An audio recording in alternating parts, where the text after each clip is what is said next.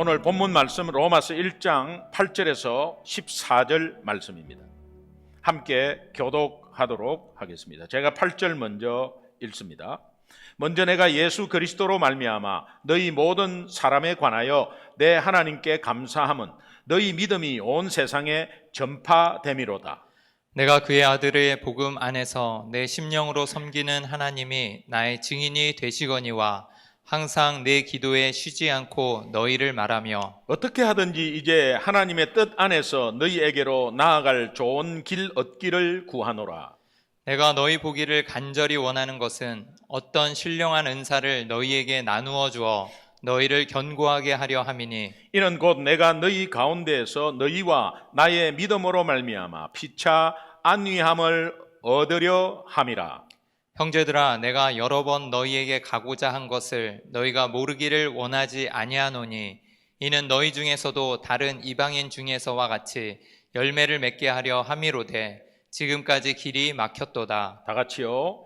헬라인이나 야만인이나 지혜 있는 자나 어리석은 자에게 다 내가 빚진 자라. 아멘. 아멘. 지난 주간에 우리 큐티를 다 같이 하고 있는데 신명기 12장을 큐티를 했습니다. 제가 큐티 하면서 하나님께 반복적으로 들은 음성이 있습니다. 그 음성 또 주중에 설교 준비하면서 함께 어우러졌겠죠. 그래서 신명기 12장을 보면 제사 후에 바친 제물은 여호와 앞에서 내 자녀와 노비와 레위인과 함께 먹고 나누어라. 이제 그렇게 되어 있습니다. 이게 즐겁게 나누어라. 함께 먹고 즐겁게 나누어라. 제사의 제물을 함께 먹고 즐겁게 나누어라. 이제 그런 말씀입니다. 이제 이 구절이 반복해서 계속 나옵니다. 신명기 12장에 계속해서 나오는데 제가 한 주간 내내 이 말씀이 조금 머리에 맴돌았어요. 그 맴돌면 하나님의 뜻이 있는 것이죠. 그 맴돌면 그거 잡고 한번 또 같이 묵상하고 기도하고 하는 가운데 오늘 말씀과 조금 당연히 연결이 되죠. 같은 하나님이시고 또 구약과 신약은 계시의 연속성으로 똑같은 말씀을 계속 하는 것입니다, 사실은. 그런데 그렇게 연결되면서 하나님이 이 예배에 대해서 새롭게 깨닫게 해주셨어요. 정말 이게 조금 그렇게 당연히 생각을 하고 있었지만 말씀으로 깨닫는 것은 너무 감사를 드리고 또 뒤늦게 깨달은 것이 가장 빠른 것이다. 이 목사이면서도 예배에 대해서 예배 온전히 드리는 것이고 또 하나님께 집중하는 것이고 이렇게 여러 가지 내용들이 있지만 예배에 대해서 한번 생각해 봤어요. 그래서 이 예배가 삶으로 이어지는 것들이 다 연결되는 거 있죠. 그래서 신명기 12장 말씀을 통해서 제가 예배에 대해서 다시 한번 새롭게 느낀 것은 예배는 예배 드리는 오늘 이 시간 있잖아요. 이 시간에 은혜도 있고 찬양도 있고 봉헌도 있고 또 기도도 있고 그 말씀도 있고 예배하는 이 시간 말이에요. 주일 예배하는 이 시간과 그 다음에 예배 때 받은 은혜를 나누는 것까지가 예배라는 사실을 좀 알게 됐어요. 이것은 어렴풋이 알고 있었지만 신명기 12장 말씀을 통해서 다시 한 번 더 정립시키면서 하나님이 계속 반복해서 말씀한 것에 대한 깨달음입니다. 그래서 여러분도 이것을 좀 같이 알았으면 좋겠어요. 여러분 예배는 오늘 이 예배 드리는 이 시간이 포함이 되고 그 다음에 받은 은혜를 나누는 것까지가 예배라는 거예요. 믿으십니까? 네. 그러면 여러분 이것이 받은 은혜를 언제 나누죠? 주중에 나눠야죠. 그래서 월요일부터 토요일까지 나누어야죠. 그 나누는데 그 받은 은혜를 나누려면 주일 예배 다시 한번 생각해 봐야 되죠. 여러분이 주일 예배 드리면 화요일까지 안 가는 것 같아요. 월요일 오후면 잊어버려요. 제목조차도 잊어버려요. 그런데 큐티하고 매일매일 큐티하고 주일 말씀하고는 또 별개로 생각합니다. 그렇지 않습니다. 여러분, 우리가 공동체에 속해져 있고 하나님이 분명히 한 분이시고 또 같은 말씀이라면 주일 말씀은 목사가 준비를 하기 위해서 얼마나 많은 시간이 들어갔겠어요. 그런 가운데서 우리가 40분, 50분 듣는데 한두 마디 딱 은혜 받고 말거든요. 근데 그 속에 다른 것도 굉장히 많이 합해 있단 말이죠. 그런데 이것을 언제 다 울거내느냐, 곰국 같이 울거내느냐 하면 그 주간에 울거내는 거예요. 그 주간에 울거내는데 그 주간에 울거낼 때 월요일부터 화요일부터 그럴 때 매일매일 큐티가 있잖아요. 이 큐티는 주일 말씀을 나누기 위해서 하나의 연결고리로 말씀을 주시는 겁니다. 그래서 우리가 주일 말씀과 큐티가 어우러져서 계속해서 예배의 삶으로 계속해서 나아가는 것입니다. 우리가 24시간 예배를 어떻게 매일 드려요? 그래서 여러분, 삶이 예배라는 의미가 탁 와닿는 겁니다. 여러분, 이 삶이 예배라는 의미는 어떤 분은 오해를 해요. 예배와 삶이 구분 없이 내가 지금 사는 것이 예배고 또 예배 안 드려도 또 이것이 예배인데, 그런 오해를 착각을 하고 있어요. 그러나 예배는 분명히 예배죠. 하나님께서 드리는 예배. 그러나 삶이 예배라는 의미가 무엇입니까? 예배하는 자세로 한 주간을 살아라, 그런 의미죠. 예, 그렇다면 예배하는 자세로 산다면 예배를 드린 그 시간을 기억하고 예배에서 받은 은혜를 계속해서 나누면 그것이 삶이 예배가 되는 거예요. 그래서 다른 일도 여러분 당연히 해야 되죠. 여러분이 하고 있는 일 해야 되죠. 그런데 그 주일날 받은 말씀과 은혜를 주중에 계속해서 나눌 때에 그 나누는 연결고리는 그때그때 주어지는 큐티라면, 그래서 한 주 내내 주일 말씀과 더불어 말씀이 그냥 그러나 여러분, 말씀 묵상하는 시간은 하루에 30분, 1시간 안 되잖아요. 하루에 24시간인데 어떻게 그것이 다 예배가 됩니까? 그런데 하나님이 그걸 예배로 받겠대요. 그래서 예배 드리는 이 시간을 다 포함해서 주중에 삶 속에서 우리 가정에서 받은 은혜를 나누는 것까지가 예배라는 이 사실을 볼 때에 한 주간의 삶은 주일 예배의 연장이요, 또 그것을 연장할 수 있도록 하나님이 매일매일 큐티로 우리에게 말씀을 주시고 있다는 것입니다. 그렇다면 이번 주부터 좀 달라져야 되겠죠? 이번 주부터 이번 주일 말씀 귀담아 잘 듣고 그 다음에 월요일부터 큐티할 때 그 큐티의 말씀과 주일 말씀은 또 연관시키고, 그래서 또 큐티할 때 또 그것을 나누고 또 주일 예배의 은혜를 나누고 하면서 그 다음 예배는 엄청나게 기다려지고요, 또 그 다음 예배가 아주 감격과 은혜로 풍성하게 되는 거예요. 그래서 주일 예배 드리는 거는 예배 드리는 거죠. 금요 성령 집회 드리는 거죠. 그래서 그것이 큐티로 연결고리가 되어서 그 연결고리가 자꾸 주일날 나누게 하는 겁니다. 주일날 받은 은혜를 나누게 하는 겁니다. 그러면서 예배가 다시 돌아오게 되는 거죠. 이것이 전체가 삶이 예배라는 의미로 볼 때에 굉장히 중요하다. 그래서 제가 주중에 신명기 12장을 통해서 받은 은혜를 여러분에게 꼭 나누고 싶었고, 또 이 주일 예배를 통해서 여러분이 다시 한 번 더 다른 마음으로 좀 들었으면 좋겠습니다. 그래서 로마서 12장 1절 2절에 보면 여러분 그 예배에 대해서 우리가 삶을 예배로 드리는 것에 대해서 말씀 나오잖아요. 우리 함께 읽겠습니다. 같이 시작. 그러므로 형제들아, 내가 하나님의 모든 자비하심으로 너희를 권하노니 너희 몸을 하나님이 기뻐하시는 거룩한 산 제물로 드리라.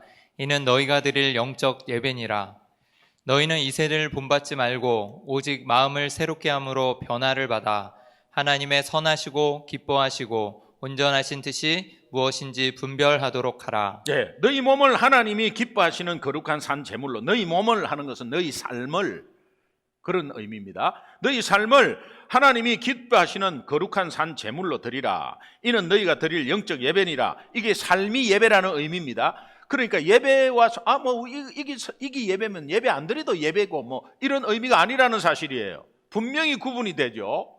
그러나 그 삶이 예배라는 것이 예배하는 자세로 삶을 살아가야 하는 내용을 말씀드리는 것이고, 이것이 이제 2절에 보면 너희는 이 세대를 본받지 말고, 이 삶의 예배가 되면 절대 본받지 않습니다. 세상 가치관으로 따라가지 않습니다. 오직 마음을 새롭게 함으로, 계속 마음이 새롭게 되는 것은 변화의 원동력이죠. 그래서 변화를 받아 하나님이 선하시고 기뻐하시고 온전하신 뜻이 무엇인지 분별하도록 하라. 하나님의 기뻐하시고 선하시고 하는 온전한 뜻이 뭡니까? 하나님의 일은 예수 믿는 거예요. 예수 잘 믿는 거예요. 다른 사람이 예수 믿는 것을 공감하면서 동참하는 거 하나님의 일이에요. 근데 하나님의 뜻은 이 모든 민족이 예수 믿고 하나님 나라가 확장되는 거예요. 여기에 여러분의 삶이 정말 삶이 예배가 되면 그렇게 쓰임 받는다는 하나님의 약속의 말씀입니다.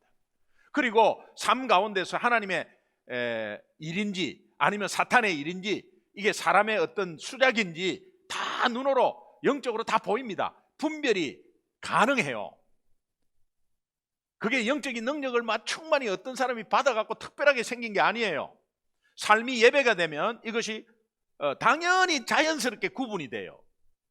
이런 삶을 우리가 살 때에 하나님께서 특별히 더 역사해 주시는 것을 볼 수 있습니다.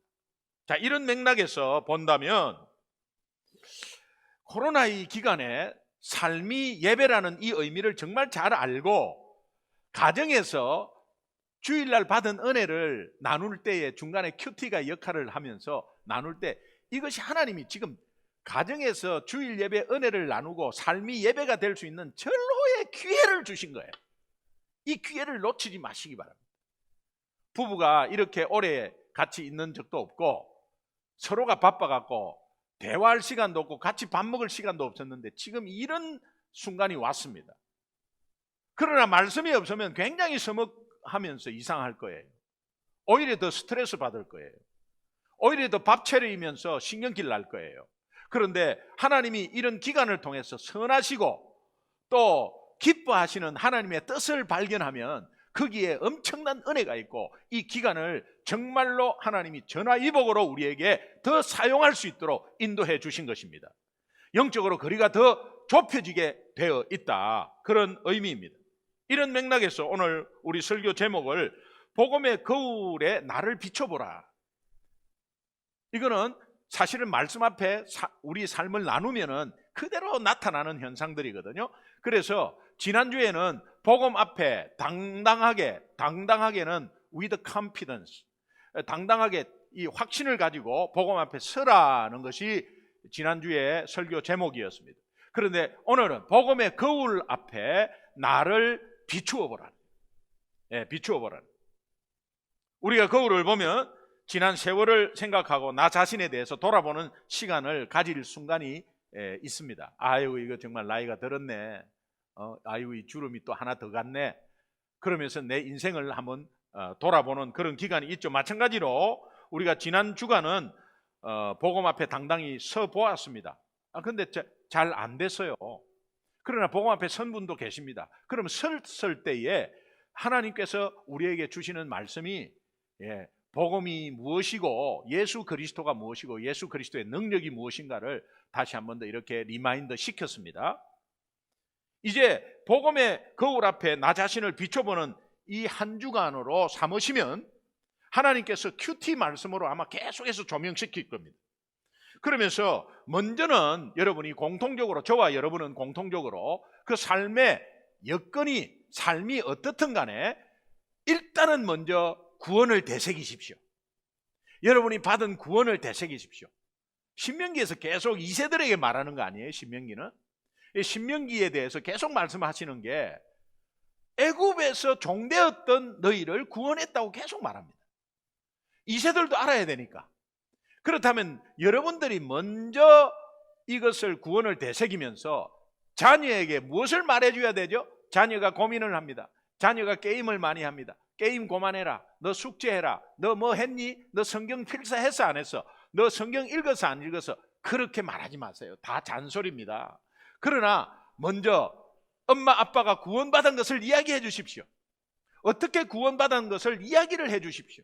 그 구원이 자녀의 구원으로 이어집니다. 왜 그렇습니까? 엄마 아빠가 구원을 받지 못하면 이 아이는 구원을 들을 수가 없어요. 가정에서 구원을 들을 수가 없어요.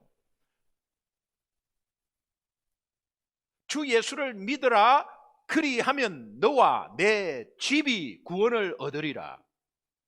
그러니까 이 구원을 말하고요. 그 다음에 또 과거에 부모에게 왔던 하나님의 은혜, 하나님이 베풀어 주신 은혜가 있잖아요. 그것을 자녀에게 다시 같이 나누십시오. 그것이 신명기입니다. 여러분이 신명기를 말할 수 있어요. 여러분이 모세가 되어서 이세들에게 말할 수 있다니까요. 모세는 자기가 경험한 것, 1세 때 경험한 내용들의 하나님의 역사를 말해주는 거 아닙니까? 그렇다면 여러분도 당연히 말해줄 수 있죠. 그러면 여러분 삶이 신명기가 되는 겁니다. 그러니까 받은 은혜를, 주일 은혜를 같이 나누고, 또 거기에 대해서 과거에 정말 고비고비마다 하나님이 역사한 은혜를 자녀들에게 나눕니다. 그러면 처음에는요, 아이고 어머니 은혜 많이 받으셨네, 아버지도 참 은혜 많이 받으셨네, 뭐 그렇게 물과 기름으로 받아들일 수 있어요. 그러나 그 은혜가 있었기에 자기가 있었다는 것을 나중에 말씀으로 알게 돼요. 그 은혜가 없으면 자기가 없어요. 제가 말씀드렸죠. 저희 아버지 6.25 사변 때 계속해서 살아남은 그 기적이 있었어요. 아버지 참 6.25 때 고생 많이 하셨네, 아이고 참 그렇게 살아남으셨네, 뭐 아버지 일인 줄 알았습니다. 그러나 아버지가 그때 돌아가셨으면 내 자신이 없잖아요. 이것을 거슬러 올라가면 2000년 전까지 올라갈 수 있어요. 예수 그리스도의 2000년 전의 사건이 뭐 내하고 무슨 상관이 있어요? 어마어마하게 멀리 과거의 사건이죠. 그 사건이 없었다면 초대교회가 없었고, 그 초대교회가 없었다면 전도자들이 없었고, 그러면서 오늘날 교회가 없었고, 오늘 예수 믿는 사람이 없었고, 나 자신이 하나님의 자녀된 존재가 없었다. 그렇다면 2000년 전에 예수 그리스도의 십자가 사건, 내 사건이죠. 내 사건이죠. 이것을 가정과 자녀의 1세와 2세가 어우러지라 이 말이에요. 언어가 좀 안 되고 좀 소통이 좀 어려워도 여러분 말씀으로 하면 다 하나님이 깨닫게 하십니다. 이제 이런 것들을 함께 나눌 때 여러분, 우리가 본문을 통해서 복음의 거울에 나를 비추어 보는 것이 구체적으로 어떤 것인가를 한번 보도록 하겠습니다. 여러분 지금까지의 신앙생활 한번 돌아보고 점검하는 그런 귀한 시간이 됐으면 좋겠습니다. 먼저 나는 하나님께 감사가 있는가 한번 비추어 보십시오. 여러분 뭐 그냥 쉽게 한 주간만 생각해 보시고, 지난 한 주간 동안에 월, 화, 수, 목, 금, 토 중에 하나님께 감사가 있었는가? 그때 일이 잘 돼갖고 금요일날 굉장히 감사했지. 그거 말고 일이 잘 되면 불신자도 감사해요. 그러나 월요일부터 꾸준히 하나님께 감사가 있었는가? 로마서 1장 8절을 함께 읽겠습니다. 같이 읽습니다. 시작. 먼저 내가 예수 그리스도로 말미암아 너희 모든 사람에 관하여 내 하나님께 감사함은 너희 믿음이 온 세상에 전파되미로다. 바울이 본문에서 하나님께 감사하는 것은 사람으로 인한 감사입니다. 결국 원천은 구원이죠. 그런데 사람으로 인해서 하나님께 감사한다는 거예요. 여러분 사람으로 인해서 감사한 한 주였습니까? 아니면 사람으로 인해서 화가 나고 신경질 나고 분노한 한 주였습니까? 내가 복음 앞에서 구원받은 자라면 한번 비추어 보는 것입니다. 그래서 리플렉션 되는 것이 뭐냐? 나는 사람으로 인해서 하나님께 감사가 있는가? 그거 한번 생각해 보면 좋겠어요. 바울이 로마에 사는 그리스도인들을 한 번도 본 적이 없어요. 가고 싶었지만 못 갔어요. 그런데 그들로 인해서 하나님께 감사한다고 지금 표현하고 있어요. 바울이 다메섹 도상에서 예수 그리스도를 만나기 전까지만 해도 이런 사람을 죽이는 일을 했어요. 뭔 감사가 어디 있어요? 죽이는 일을 했어요. 원수로 생각하고 분노하고 잡아 죽이는 일을 했어요. 그런데 바울이 보지도 못한 로마에 있는 그리스도인들에 대해서 이토록 감사하는 이유가 무엇일까요? 바울이 뭐 특별한 은혜를 받아서? 바울은 선교사이기 때문에? 왜 감사했을까요? 이런 감사 있는 이유가 무엇일까요? 너무 단순합니다. 복음으로 인한 구원의 감격 때문에 그래요. 그러면 거슬러 올라가면 저와 여러분이 오늘도 월요일도 화요일도 복음으로 인한 구원의 감격이 있어야 되는데 그 감격을 나누어야 나타납니다. 구원받았다는 건 머리로만 알고 있다가 매 생활하기 바쁘고 하루하루 지나가 버립니다. 너무 아까운 거죠. 지나가 보면 지나갈수록 우리는 천국에 가까워 옵니다. 내 수명이 짧아지고 있습니다. 언제 갈지는 하나님이 정해놨습니다. 그런데 일단은 하여튼 자꾸 좁아지는 거 아니겠어요? 정해놓은 기간은 있는데 자꾸 지금 좁아지는 거 아니겠어요?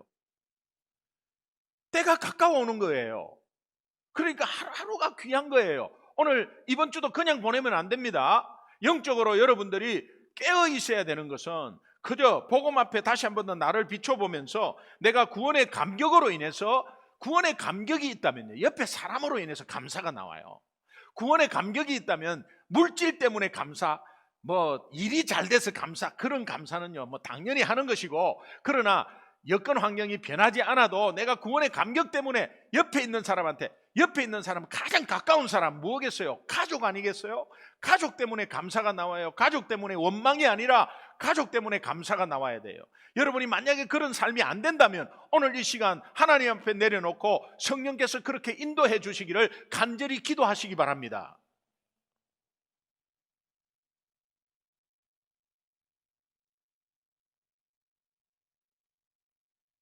내가 복음을 듣고 그것이 내 복음이 된다면 나 같은 죄인을 구원해 주신 예수 그리스도의 십자가의 감격이 내 마음에 당연히 있어야 합니다. 여러분 마음에 있을 거예요. 우리가 최고의 기적이 뭡니까? 나 같은 죄인 용서받고 하나님 자녀 된 것 아닙니까?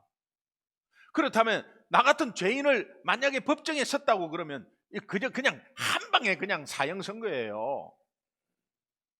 그런데 부족하고 연약하고 정말 과거를 생각하면 입에 담지도 못할 그런 생활을 했는데 하나님이 그거 기다리시고 사랑으로 다 덮으시고 십자가로 끝내버렸어요, 그 죄를. 그리고 용서하시고 하나님의 자녀로 받아들인 이것에 감격이 있냐 이 말이에요. 여러분 이거 다시 한 번 더 리마인드하고 머리로만 있고 가슴에 좀 와닿지 않으면 하나님께 기도하세요.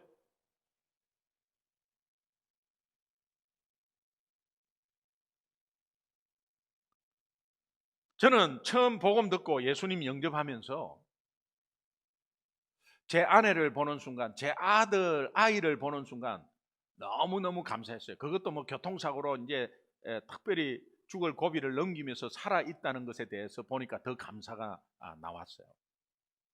그러나 그 사고 없이도 평상시에 잊어버리는, 당연히 옆에 있겠지, 당연히 내 마음을 알겠지 우리 경상도 사람들은 표현을 잘 못해요. 그냥 당연히 알겠지, 당연한 거 없습니다. 표현합니다. 표현. 그런데 그 표현이 내 힘으로 하려면은 저 인간이 잘 해줘야 내 표현이 나오지. 세상은 기브 앤 테이크 아니에요? 내가 감사를 표현을 하려는데 저 인간이 내한테 잘해줘야 되는데 오늘도 신경질 나게 하는데 내가 어떻게 잘해줘요? 그러니까 사람들은 못한다 이 말이에요. 세상은 이걸 못해요. 그런데 우리가 그것을 능히 할 수 있는 것은 구원의 감격이 있기 때문에 그래요.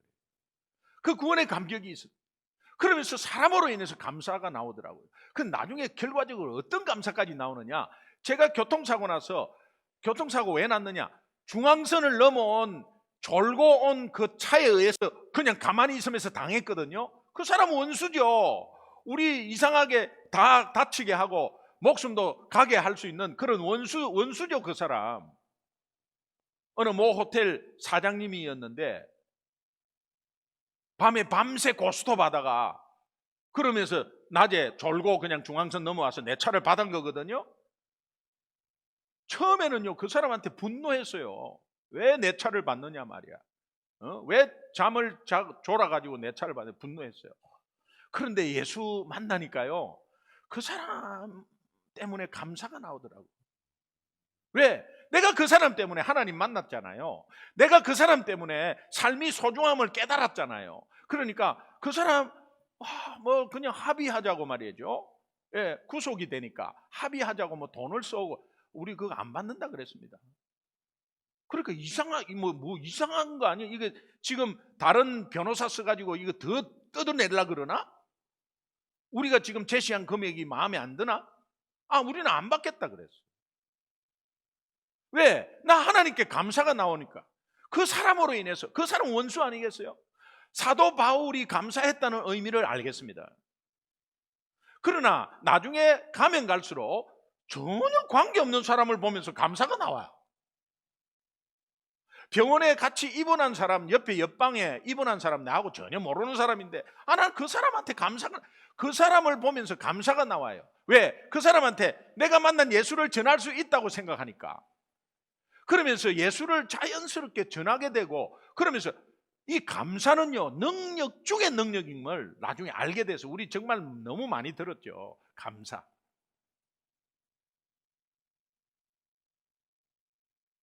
여러분, 나는 과연 사람으로 인해서 기쁨이 있고 감사가 있는가?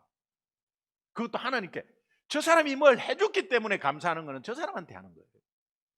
근데 내가 정말 사람으로 인해서 감사하는 것은 하나님께 감사하는 겁니다. 여러분, 내 가족이 있는 것 자체가 감사잖아요. 지금 내 옆에 사람이 없으면, 혼자 외롭고 아무도 없으면 생활 못합니다. 하나님이 공동체라는 걸 주셨고, 가정 공동체를 먼저 허락하셨고, 또 교회 공동체를 주셨고, 사랑방 순을 주셨고, 그 한 사람 한 사람 옆에 있는 것 때문에 내가 하나님께 감사했냐는 거예요. 그거 한번 비춰보십시오. 그런 삶이 아니었다면 오늘 이 순간부터 하나님 앞에 사람으로 인해서 감사가 넘치는 여러분 되시기를 주님의 이름으로 축원합니다. 두 번째는 비춰볼 말이, 나는 사람에게 칭찬과 격려를 주고 있는가? 여러분은 칭찬하는 사람이에요? 격려하는 사람 맞아요? 아니면 지적하는 사람이에요? 판단하는 사람이에요? 뒤에서 뒷담하는 사람이에요? 어떤 거예요? 여러분, 아닌데 앞에서 막 일부러 칭찬하고 이거 못합니다. 그건 거짓말이에요. 근데 지금 우리가 하고 있는 것은 주 안이고, 주 안에서 그리스도로 말미암아 구원의 감격 가운데서 지금 복음 앞에 비추면서 하는 말이에요. 그러니까 원천은 항상 복음이 돼야 되고, 원천은 내 구원이 돼야 돼요. 그래서 칭찬과 격려가 나와야 된다 이 말이에요. 세상이 말하는 칭찬 격려 아닙니다. 그거하고 똑같은 말 아니에요. 그거는 칭찬은 아닌데 칭찬을 해줄 수 있어요. 그 거짓말 아니에요. 그 립 서비스 아닙니까? 그거는 이중으로 자기를 감추고 하는 말 아니에요. 그런 거 아니에요. 이거는 나는 사람에게 진짜 정말 내 마음에 우러나오는 칭찬과 격려를 주고 있는 사람인가를 한번 비춰보십시오. 이번 한 주간도 칭찬 많이 하고 격려 많이 한 그 원천이 무엇입니까? 내 원래 성격 때문에 아니에요. 하나님의 구원 때문에 너무너무 좋았어. 정말 저 사람도 하나님이 기다리고 있는 사람이고, 또 하나님이 인내로 하나님의 때가 있는 사람이니 나도 그렇게 해서 하나님이 나를 기다리시고 하나님의 때에 나를 구원해 주셨으니, 정말 우리가 인내하면서 함께 격려하고, 못한 것 지적하는 것보다 격려하는 사람, 칭찬하는 사람 되어야 될 줄로 믿습니다.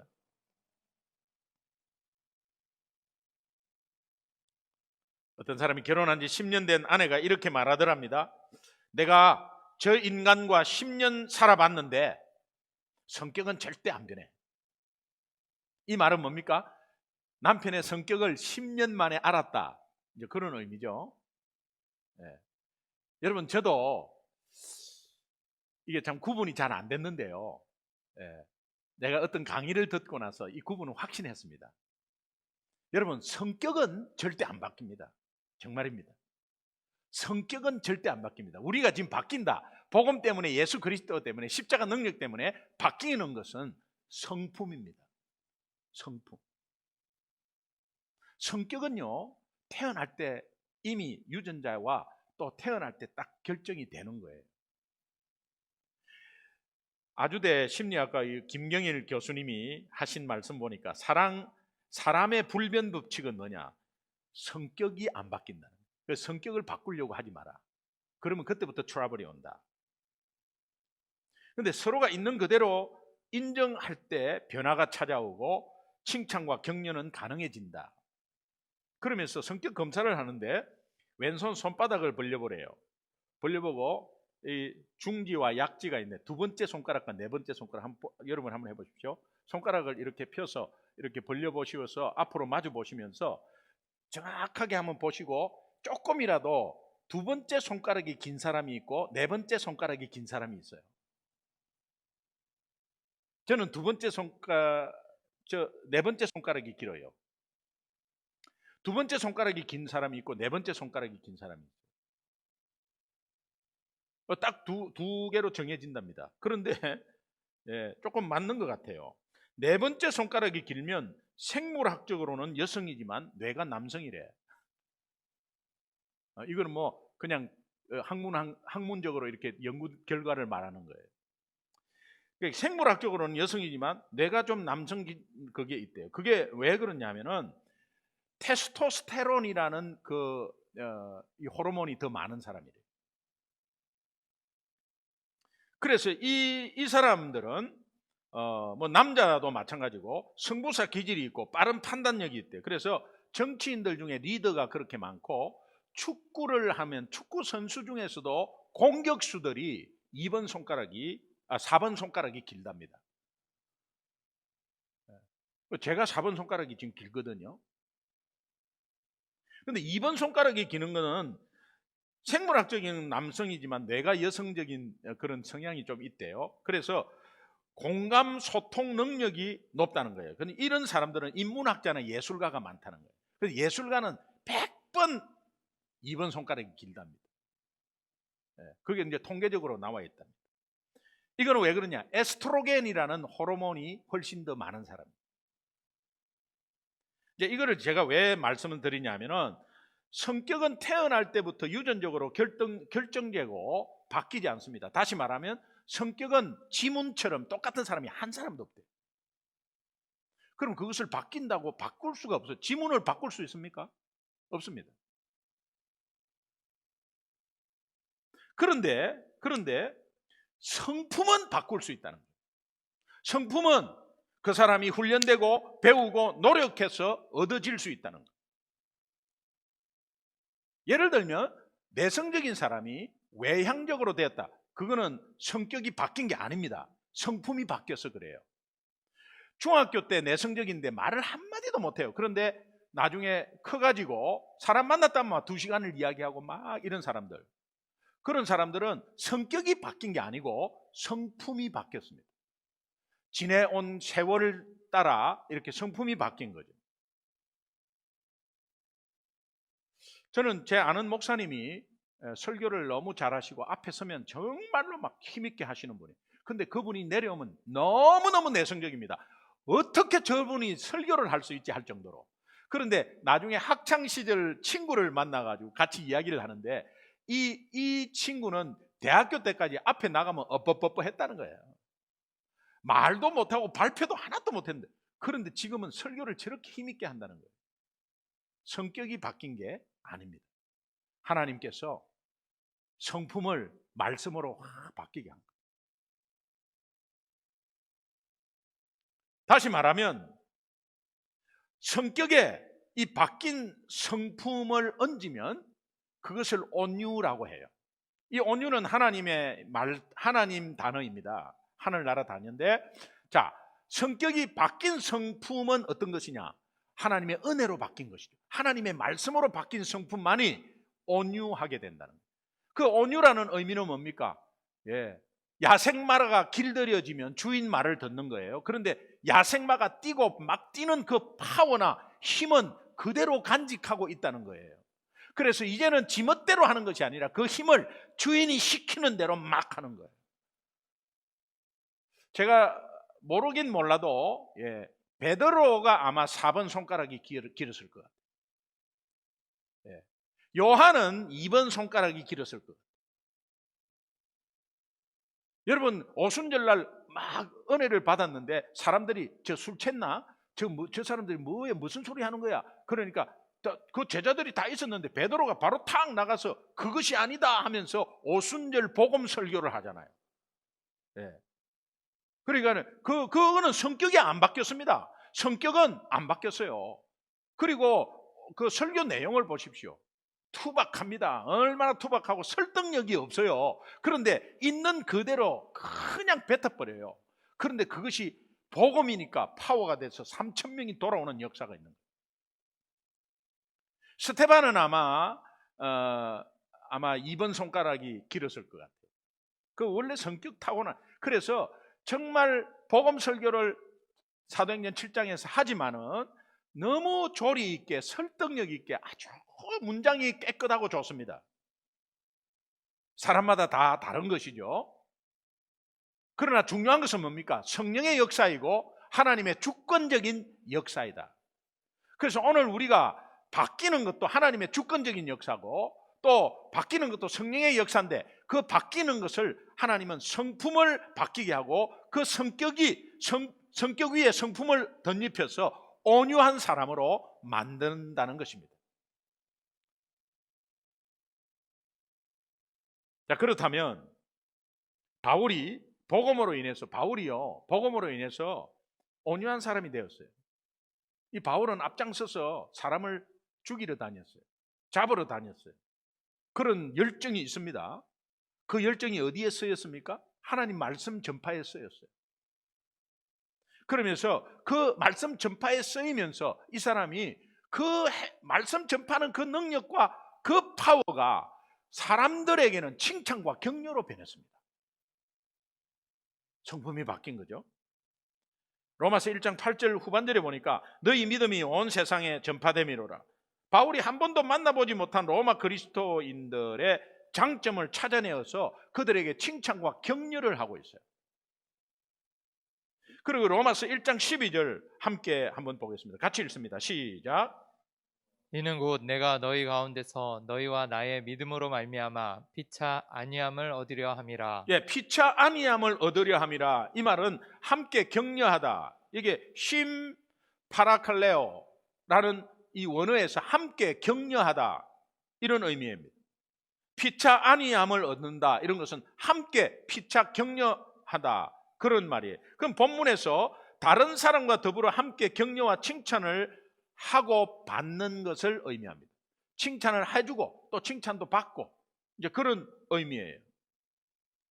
오늘 우리 신앙생활이 여러분 너무나 몸이 건조하고 또 바쁜 생활 가운데서 이런 삶으로 살다 보니까 굉장히 신앙이 딱딱해요. 굳어 있어요. 나그네와 같은 우리 인생길에서 주 안에서 서로 칭찬하고 격려하는 것은 너무너무 보기 좋은 기쁜 모습입니다. 여러분 가정에서 먼저 실천해 보십시오. 가정에서 부부 사이에서도 그냥 칭찬은 믿음 주 안에서 하는 것이기 때문에 내가 주님이 주신 나에게 칭찬이 흘러나가는 거예요. 그래서 내가 거짓말로는 하지 않되 정말 저 사람의 칭찬하려고 하면 그 칭찬할 거리를 찾게 돼요. 찾으면서 실제로 칭찬해요.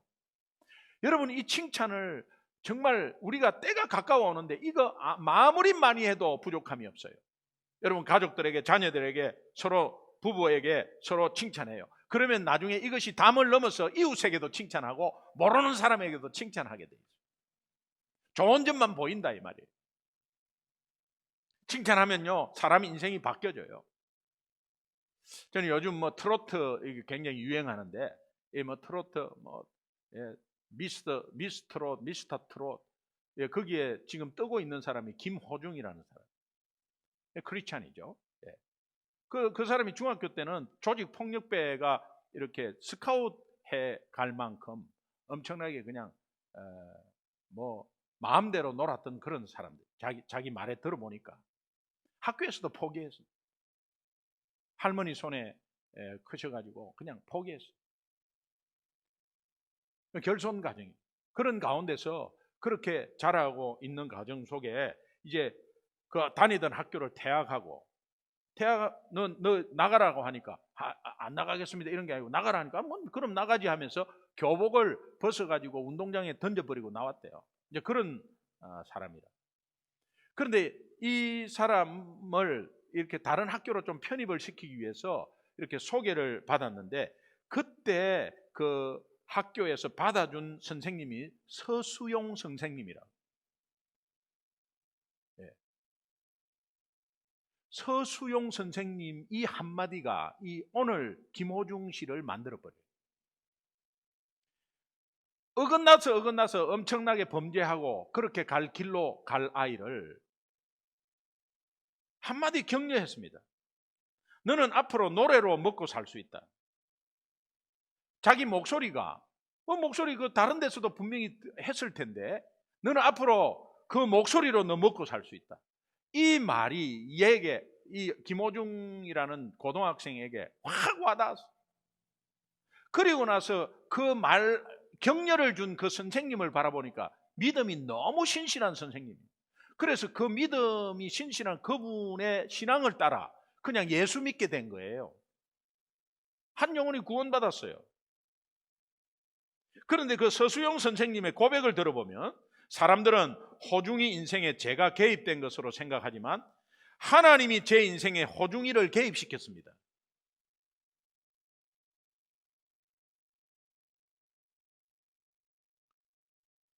그러면서 저는 장점이 너무 보였고 하나님이 저에게 칭찬과 격려를 말씀을 통해서 많이 해주셨고 저도 그렇게 해서 일어난 사람이기 때문에 내가 호중이에게 그렇게 칭찬할 수밖에 없었습니다. 여러분, 자녀들에게 칭찬과 격려는 자녀의 인생이 열리는 시작임을 믿으시기 바랍니다. 부흥하는 교회의 특징, 우선 찬양이 살아있고 칭찬, 격려가 아마 너무 왔다 갔다 해요.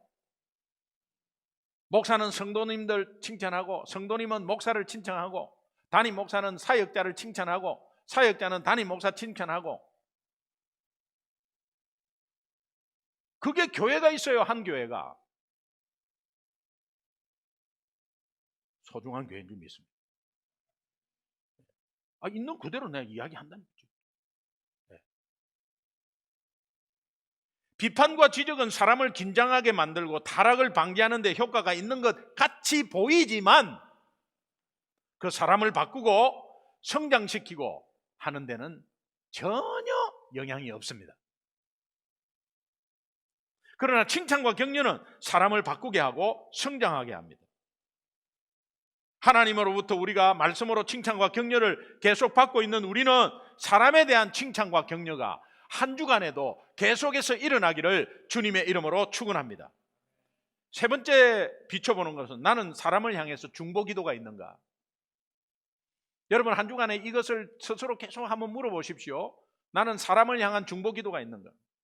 로마서 1장 9절에 보면 항상 내 기도에 쉬지 않고 너희를 말하며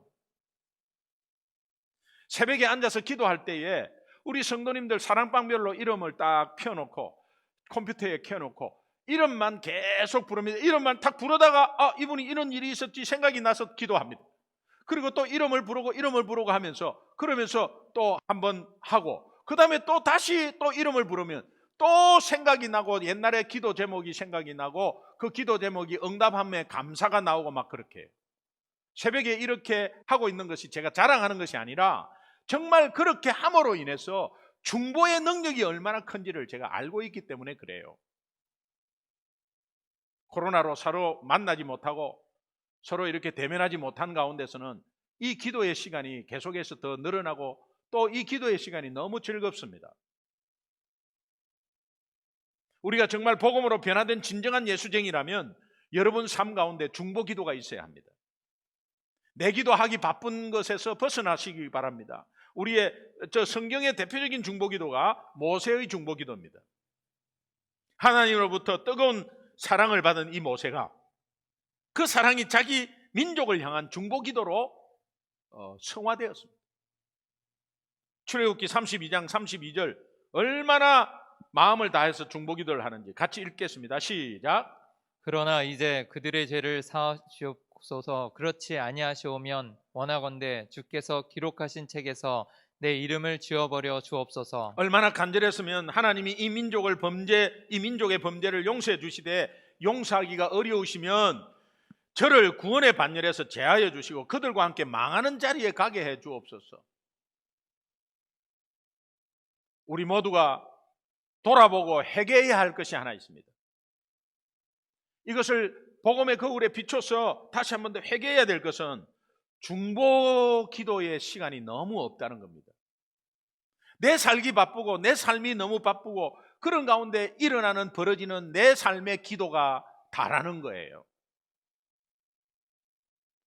나는 하나님의 일할 때 하나님은 내 일하신다는 그 구호가 있습니다. 오히려 내 기도하지 않고 중보 기도할 때 내 기도마저도 하나님께서 들어주는 역사를 한번 체험해 보시면 놓칠 수 없는 것이 중보 기도입니다.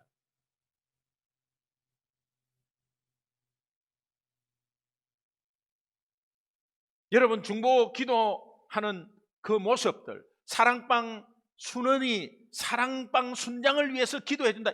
엄청난 것이죠. 성도들이 목사를 위해서, 담임 목사를 위해서 기도하는 시간을 가진다. 이 황송할 뿐더러 하나님이 보시기에는 얼마나 기뻐하시겠어요. 하나님 기뻐하시면 주머니 열리는 거 아시잖아요. 누군가 나를 위해서 기도해 주셨다고 나중에 알게 될 때 얼마나 감사한지 몰라요. 기도가 있었구나. 내가 돌아오기 전에 나는 교통사고로 하나님 만난 줄 알았는데 그 전에 교회에서부터 담임 목사부터 구역에서부터 나를 김기동 이름을 부르면서 기도해 준 사실을 알게 됐을 때 내가 빚진 자다, 빚진 자. 여러분, 빚진 자라는 빚이 뭡니까? 김 집사님, 아니면 김 사장님, 제가 첨부를 드려서 정 사장님한테 조금 전해주시면 좋겠어요. 네, 알겠습니다. 그래요, 이제 받았어요. 그 받았는데 안 전해주면은 빚진 거 아니에요, 그 정 사장한테. 오늘 하나님께서 복음이 내한테 왔어요. 그리고 복음을 전해라고 하나님이 말씀하셨어요. 근데 갖고 있으면 그 사람들한테 빚진 자 아닙니까? 안 줬으니까 아직까지. 근데 중보기도는 이 빚을 갚게 해요.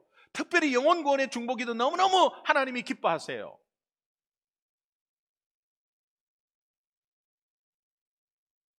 우리 찬양 중에 당신이 지쳐서 기도할 수 없고 눈물이 빗물처럼 흘러내릴 때 주님은 우리의 연약함을 아시고 사랑으로 인도하시네.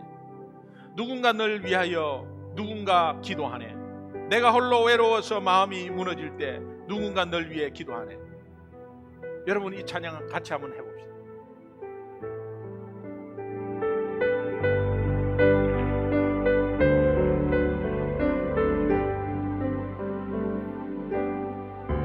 당신이 지쳐서 기도할 수 없고 눈물이 빗물처럼 흘러내릴 때 주님은 아시네. 당신의 약함을 사랑으로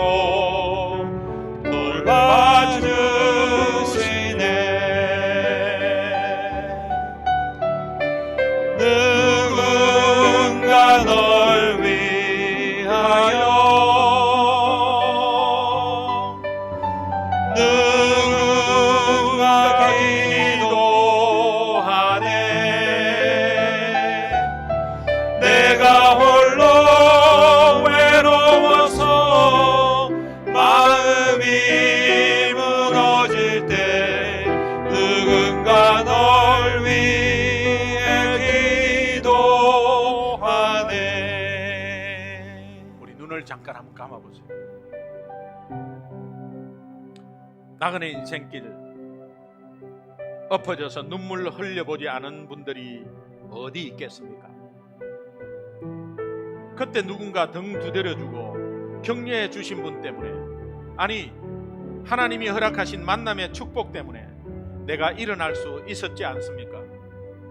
결국 그것이 하나님의 사랑이었음을 나중에 깨달았지 않습니까? 그렇다면 오늘 우리는 홀로 있어도 하나님의 말씀이 있고 누군가 나를 위해서 기도하고 있습니다. 이것을 생각한다면 다시 한 번 더 여러분 일어설 수 있습니다. 2절 부를 때에 그것을 함께 생각하면서 오늘 2절 함께 불러보겠습니다.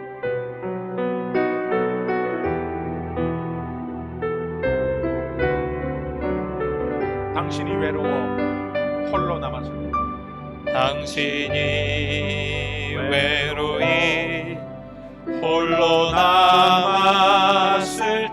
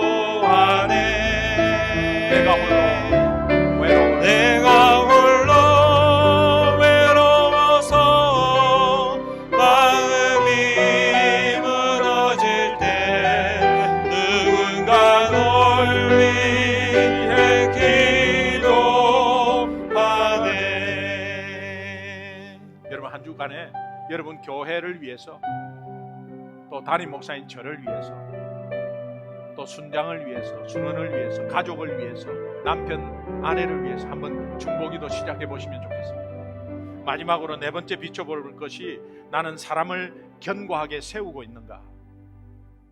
여러분 때문에 옆에 있는 사람이 견고하게 서고 있는가? 로마서 1장 11절 함께 읽겠습니다. 같이 읽습니다. 시작. 내가 너희 보기를 간절히 원하는 것은 어떤 신령한 은사를 너희에게 나누어 주어 너희를 견고하게 하려 함이니. 여기에 견고하게 하다, 스테리조라는 이 원어는 굉장히 중요한 단어입니다. 왜 그러냐 하면은 예수 그리스도께서 십자가 앞에 놓고 절박한 상황에서 베드로에게 부탁할 때 사용한 단어입니다. 그 상황을 좀 보면 누가복음 22장 31절 32절 함께 읽겠습니다. 같이 읽습니다. 시작. 시몬아 시몬아 보라 사탄이 너희를 밀 까부르듯 하려고 요구하였으나 그러나 내가 너를 위하여 내 믿음이 떨어지지 않기를 기도하였노니 너는 돌이킨 후에 내 형제를 굳게 하라. 십자가 지시기 전에 주님이 베드로에게 내가 너를 위해서 기도하마, 너가 견고하게 서는 하나님의 종이 되도록 내가 기도하마, 그러므로 너가 다시 견고해져서 너도 연약한 이웃을 위해서 그들이 견고해지도록 해라. 여러분 때문에, 여러분이 격려하고 여러분이 중보기도하고 하는 것 때문에 견고해질 수 있고, 또 여러분 자세, 여러분이 견고해져서 그 자체로만 있어도 옆에 있는 사람이 견고해지고, 이런 은혜가 여러분 삶에 넘치기를 바랍니다. 여러분, 이 스트리조라는 이 말이 원어가 한쪽에서는 픽스 고정시키다. 그래서 견고하게 건물을 이어서 탁 이렇게 고정시킨다는 의미가 있어요. 왜 이런 의미를 같이 두었나 하면은, 한 개인이 영적으로 굳게 서는 것도 중요하지만 가정 공동체, 교회 공동체가 함께 지어져 가는 것에 고정시키는 것이 중요하다. 그래서 한 사람이 견고하면 그것이 연결되어서 공동체 의식으로 견고하게 된다. 그런 의미입니다. 그렇다면 오늘 우리 교회 공동체가 견고하게 가는 것이 굉장히 중요하고, 여러분 한 사람 한 사람은 견고해지는 것이 가정에서, 사랑방에서, 교회에서 견고해진다는 이 사실을 여러분이 믿으시고 함께 견고하게 되어지는 사람이 되고, 여러분 때문에 여러분 공동체가 견고하게 되기를 주님의 이름으로 축원합니다. 아멘. 여러분, 우리가 복음의 거울 앞에 우리 자신의 모습을 비춰보는 네 가지 질문을 스스로 했습니다. 이거 왜 하죠? 하나님께서 우리에게 열매를 많이 주려고 하는 거예요. 로마서 1장 13절 후반부에 보면, 이는 너희 중에서도 다른 이방인 중에서와 같이 열매를 맺게 하려 함이로되. 바울은 이 빌립보서 1장 11절에도 이렇게 말합니다. 함께 읽겠습니다. 시작. 예수 그리스도로 말미암아 의의 열매가 가득하여 하나님의 영광과 찬송이 되기를 원하노라. 제가 했던 열매를 쭉 생각해 봤습니다. 너무너무 많았습니다. 오늘 소중한 교회 여러분이 또 제 자신의 열매라고 해도 과언이 아닙니다. 여러분이 또 사랑방의 순원들이 여러분의 열매입니다. 제가 또 누구의 열매일까라고 생각하니까 제 아내의 열매가 저였습니다. 예수 믿지 않고 핍박하고 있는 사람을 기도하면서 계속적으로 복음 전해가지고 복음 전도자로, 목사로 만드는 것이 제 아내입니다. 그러니까 제 아내의 열매입니다. 여러분 열매가 다 있어야 돼요. 하나님이 분명히 열매를 주세요. 이 열매를 어떻게 하느냐, 네 가지를 복음 앞에, 거울 앞에 비춰보시면 당연히 열매가 오게 되어 있고, 그 열매는 여러분 가정의 공동체에 풍성이 열릴 줄로 믿습니다. 이번 한 주간 내내 복음의 거울 앞에 자신을 비춰보면서 이 복음 때문에 감사하고 칭찬하고 중보하고 견고히 세워지는 열매가 여러분 가정의 사업체에, 여러분 공동체에 넘치도록 일어나기를 주님의 이름으로 축원합니다.